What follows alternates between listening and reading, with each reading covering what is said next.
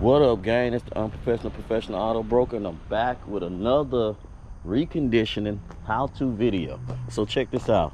This is a 2013 Nissan Altima that I purchased from Mannheim. It has 163,000 miles on it. The paint looks pretty good, but a couple things cosmetically. Need some tires on it. Look at this interior, it's filthy. Look at this interior, it's like, oh my God. So what we're gonna do is take the seats out, because I'm gonna dye this carpet, or attempt to dye the carpet anyway. Look at this, y'all. That's terrible.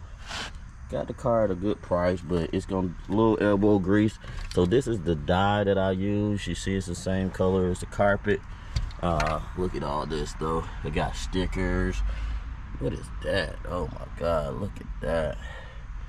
Check it out. But also, what we'll be doing is cleaning the headlights, you know that. But this grill looked like somebody painted it black. I don't know why they did that. It's missing the emblem. It's broke right here. Got a new grill for it, so we're gonna put the new grill in. Tires flat on that side. Paint looks good though. Good paint on the car. That's the best thing about it. Got 160,000 miles on it, so that ain't bad for this year. Target price for this car is around $6 grand that I'm gonna sell it for. But today's video is going to be taking these seats out, at least the bottom seats, and we're gonna try to see what we can do about this carpet, because this is hideous, y'all. We're gonna have to do something about this. But let me get this camera set up on the tripod. I'll be back.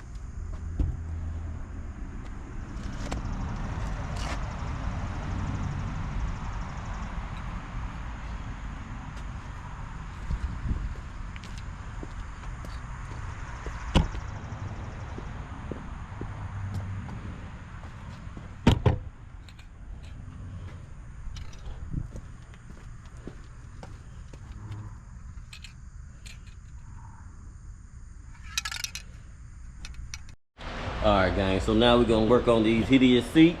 Look at this. Clean this up. This is a massive amount. Now, these researchers found that this 10% reduction in flow remained consistent even in wetter years. And this is, of course, counterintuitive. That's what you're talking about. We've seen more rain, we've seen water levels rise, and yet still counterintuitively, they are getting lower and lower. There's less water to go around. And interestingly, there was actually another study done by scientists at the National Center for Atmospheric Research, which projected an 11.7 decrease in the annual stream flow. So also because of climate change, different methodology, they came to the same conclusions. And this is, of course, having some very real-life impacts on people who live out west, especially because of those mandatory water cuts, the amount of water that farmers, for example, are allowed to use. Now, I spoke to one such farmer. I'm very worried about the future because if you keep losing water, you can't pump around water forever, and then where is food coming from, where is cotton coming from, you can't just move and pick and hope everything works out. You got to plan for the future, and just kicking the can down the road and hoping for the best is what everyone seems to be doing. I don't think of the past for success. So I'm very worried about it.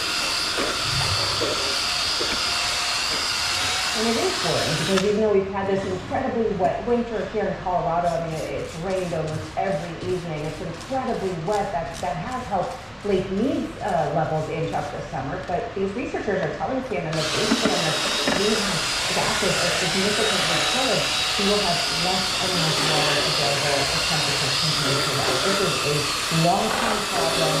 One good winter is not going to create a solution then. Well, listen, every day we see more evidence of the very real-world effects of the warming temperatures. Lisa Kaplan, thanks so much.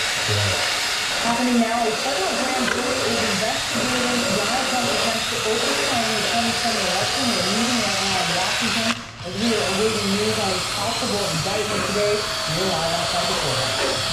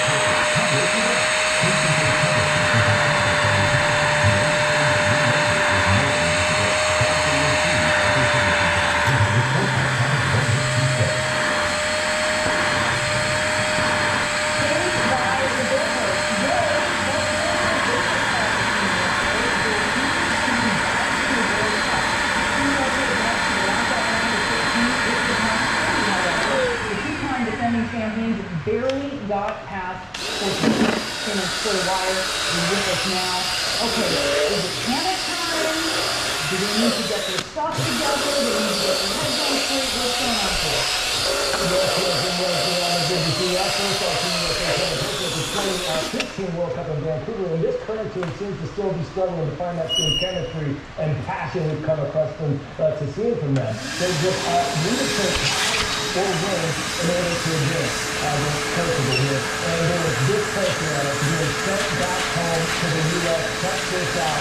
Hardly any time left. During the 98th minute of the match, the Portugal China Pacheco let loose a rocket that barely touches the post here. And look at the work in that team.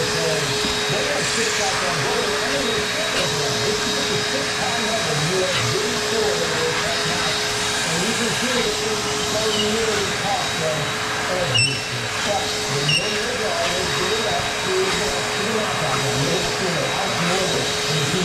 saying the kids are celebrating when they were by dancing afterwards. Others were taking selfies and smiling and cheering. And that's pretty cool, though. The two-time World Cup champion U.S. soccer was encouraged Wood. He blasted the team after the match. Today was just simply uninspiring, disappointing. They don't look fit. They're playing as individuals. It's okay to be confident, but you never want to cross that line of being arrogant, and this is exactly what can come and bite you.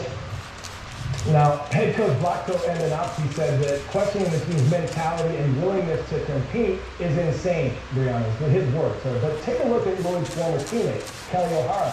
She's also a member of the last two World Cup championship squad, and she's going into the team after the match. This team is young. Remember, 14 of the 22 players on this squad are playing in their first World Cup ever. And they were the favorite to it all coming in, looking to become the first nation ever to sweep the World Cup champs. Maybe this was the exact wake-up call this team needed. Next up will likely be a familiar show, most likely a match against Sweden, 5 a.m. Sunday.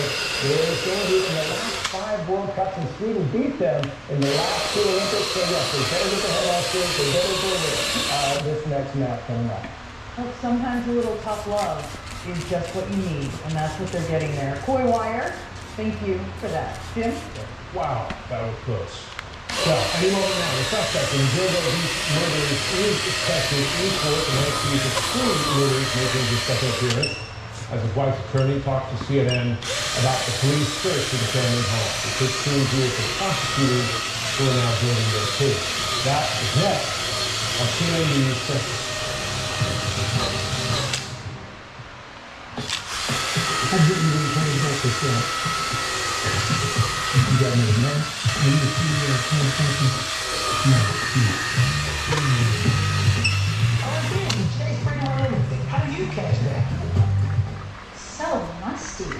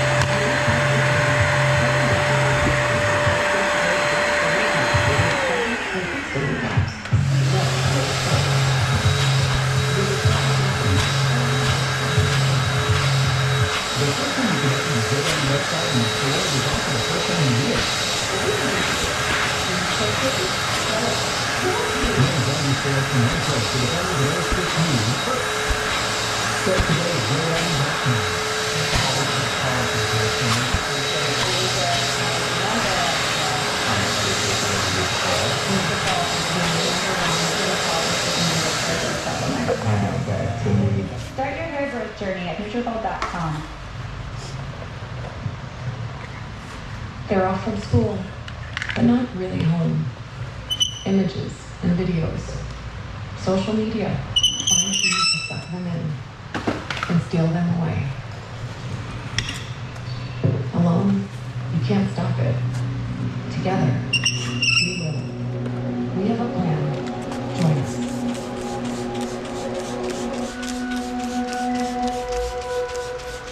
Why did we choose Safelite? We were loading our SUV with scraps. Safelite came right to us, and we could see exactly when they arrived. With a replacement we could trust. That service the way we want it. Safelite repairs, Safelite replace. I was back this morning.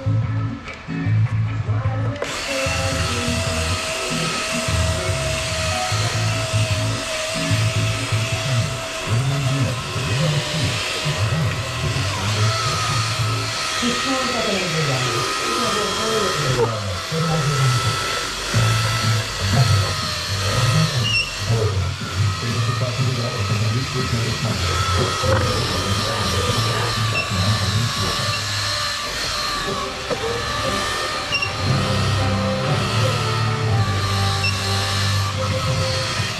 Happening at any moment, the alleged Gilgo Beach serial killer is a teen in Long Island court. Rex Heuermann is charged in the deaths of 3 women, is a prime suspect as well in a 4th killing. This, as his estranged wife describes what police did to their home during their search for evidence. We are following the latest. And here in Washington, D.C., we are watching the federal courthouse where a grand jury could hand down former President Donald Trump's 3rd indictment. We are following these major developing stories and many more, all coming in right here to CNN News Central.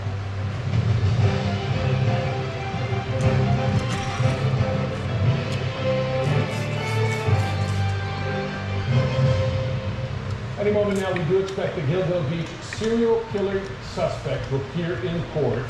This is Rex Heuermann's first appearance in pleading not guilty to the murder of 3 women. Police believe Heuermann may have, in fact, committed those killings inside his family's home. His wife and 2 children were out of town. And after an intensive search of the property, his wife's attorney shared these photos of the aftermath of that search. James Charles joins us now live from outside the courthouse. Seeing that often these appearances are procedural, what do you expect to happen today and soon after? Oh, we just understood that the media was just allowed into the courtroom, so it has not quite begun yet, but I think any minute this case has been set for conference today. I was told is the proper terminology. Now, I've also been told by the public information officer that there's nothing formally set that they are going to discuss, but logic tells you they are going to discuss the case. The defense will start receiving all of the discovery in this case. Now, sort of hanging out there is an application for bail. And I've been told by the court that they do not believe that today the defense will be asking for bail. They probably haven't even gotten all the information that they need. But you never know what is going to come up at a hearing. You never know. That's why it's so important to be in the courtroom, to be right here. Now, we do know that the estranged wife of Rex Heuermann, Asa Ellerup, she's been dealing with so much at her home because of that execution of the search warrant.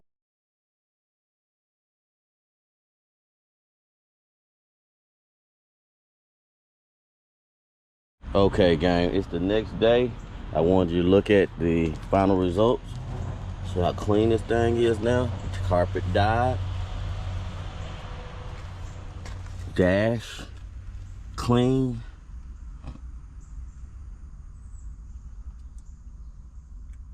Now I need to put the seats back in. Look how dirty that was. How much cleaner that came out.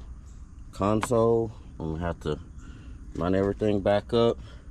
I may get some floor mats. I probably got some sitting laying around to put in this car. But look how much cleaner that thing is in the inside. Alright. I'm gonna put the seats in now. Alright, gang, got the seats back in this thing now. Looking clean. Put some floor mats. I might take them back up, but I gotta get some for the back too. But this thing is much cleaner. Let me go ahead and open up the back door so you can see it a little better. It does have tint on these windows. But see how much cleaner that came out? You know, look at the seams. Look at the seams. Cup holders clean, all this. Lastly, what I need to do is fix this headliner back here. See, it's sagging. We're gonna get that straight. But yeah, I just want y'all to see with the seats in. I do need to touch up a little bit though, but I mean the seats came out much cleaner than it was before. But all right, it's the process, y'all. It takes time.